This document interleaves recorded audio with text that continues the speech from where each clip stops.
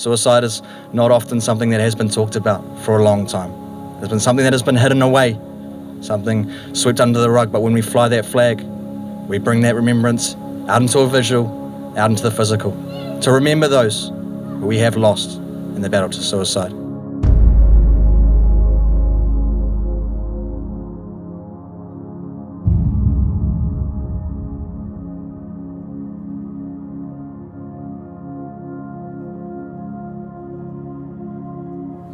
Mua mo mātou hara, me mātou hoki e muru nei I o te hunga rean kia mātou. Aua hoki mātou e kaua kia whakawaia. Engari whakaronga mātou I te kino.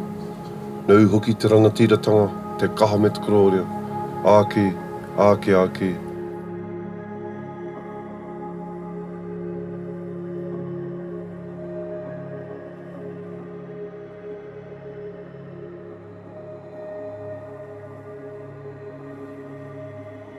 Do you have anyone like close to you also have committed suicide, or like how do you feel about this?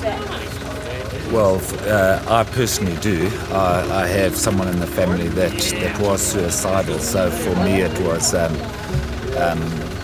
it's really hit home. Like I've had multiple family members that have committed suicide. At the age of 12, I lost the strongest person in my life. My older brother and my best friend, Ben Tarangi Day. I've unfortunately had friends who've taken their own life, a few too many. We've had friends and family lost to it, to Black Dog as they call it. My mother committed suicide actually in 2016, so I know what I'm talking about, and that's why I want to be aware, and that's why that's why I did that class 2 weeks ago, because I want to be able to see the signs, and also I wanted to know how I approach people and how I could be useful to them and how to address them to the right people. Yeah, so yeah, I've been impacted personally with that, so yeah. I've come to learn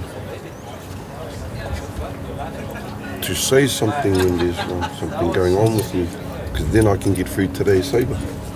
I can grab my teddy bear at night time, and go to sleep. Yeah. Feelings are like buses. Another one's going to come along soon. But it'll go past.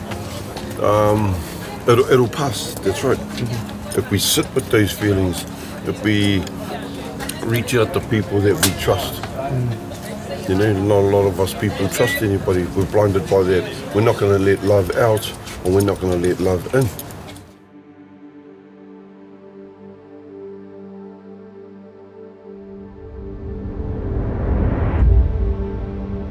We lost one of our workers on site. It wasn't to do with any work-related incident, and the support that came from mates through that was really great. You know, they came to site on multiple occasions to meet just with the general people on site and to see if they were okay and how they were affected by the incident that happened, and it was really good. Yeah. This is, in construction, we lose way too many people to suicide, and what we want to do is bring the awareness up and make sure that, A, we bring the numbers down, but B, it becomes okay to talk about mental health, and if you're not okay, and having conversations, and you know, we're a male-dominated industry that lots of people don't like talking about. Well, don't like talking, basically, blokes, about feelings, all that sort of stuff. So mates has, I guess, made it okay to have the conversation and been okay to not be okay. For me, I was shocked by the statistic that, you know, we always talk about what harms people in construction, and it was always falling from heights was the number one cause of death in construction. And I then learned that actually now it's suicide. So it's, and in England it's by far the biggest of the reasons that people lose their lives in construction is actually suicide. So it's a massive issue. Why do you think people feel the fear to communicate what is really alive in them? It's just that shame. For a lot of people, they feel ashamed that they feel like that, and they're confused. And when you've got a big dark cloud hanging over your head, you're not sure how to ask for help or or how to reach out. So by what we do at Mates is say, if you see a mate that's struggling, don't just walk by him. You wouldn't walk by somebody that was struggling with a lot of boxes.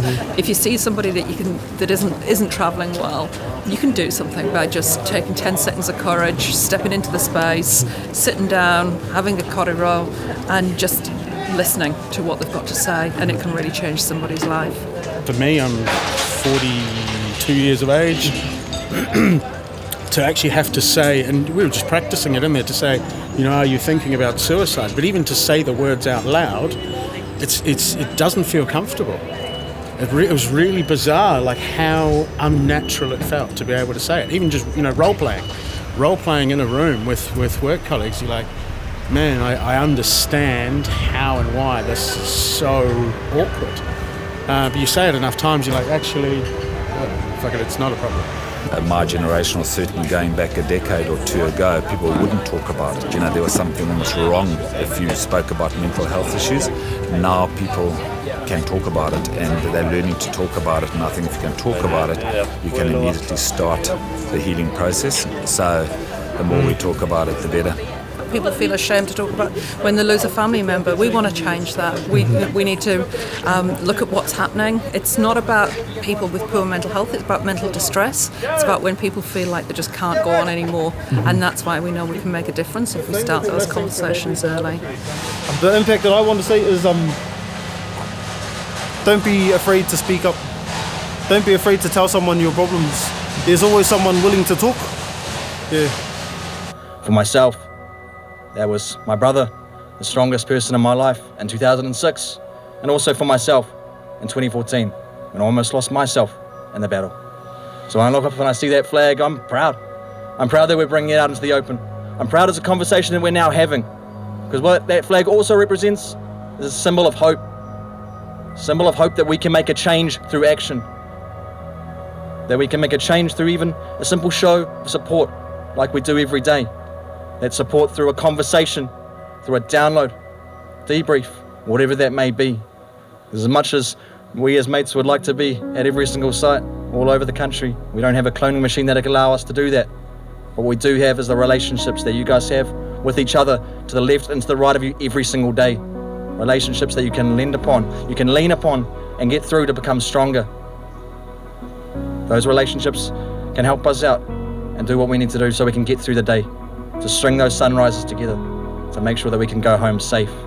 Because at the end of the day, we're not asking anyone to solve those problems of life, and we're all asking is that you be a mate. And when I see that flag flying wherever it is, whether it be on a site fence, whether it be at the back of a truck, whether it be up on a crane, I know that's a site full of mates.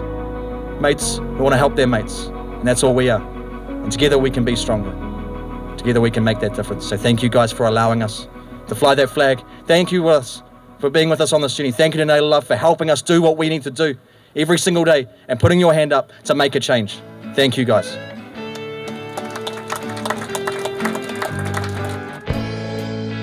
If you're holding back the tears, let go.